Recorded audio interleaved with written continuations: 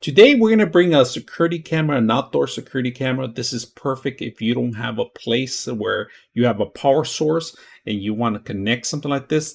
Doesn't require any power. It will just obtain the power of the sun to keep it going throughout the day. Now, depending on the usage, this could run 24/7 on the actual system. If you install the device to make sure that identifies everything that tracks in, then it's going to be an issue. You could set up zones if you want. It's an option. It comes with all this device that you have in front of you.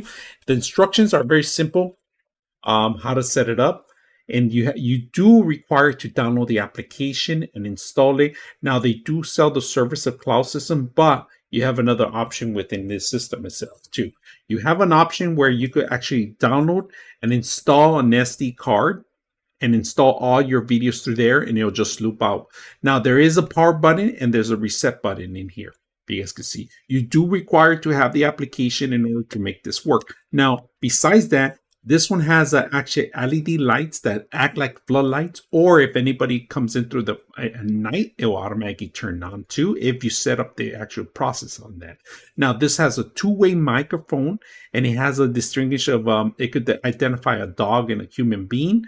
360 movement all around, right? Antenna, 2.4 hertz antenna, all right?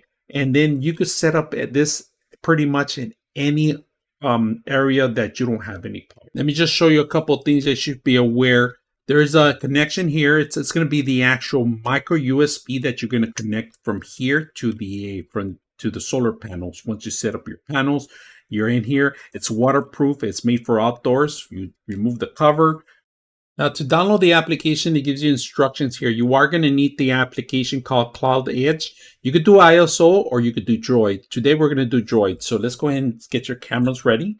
We're going to do the QR code so the camera can automatically identify the actual device. So let's go ahead and say next. It's asking you instructions of what you wanted to do, how to set it up, or where to put it. It's a very simple follow through steps, and to keep it away from the sun so you could get the best sources and also not to damage the lens. And we're testing it out. So let's go ahead and record something now during the day here, and then we're going to do a night shot. So let's go ahead and set that up. All right, one of the best ways to mount the camera up in the air will be to actually make sure that you have the solar panel right behind there or next to it. Make sure it's not a part of the obstacle for the lens. All right, this you plug it in underneath.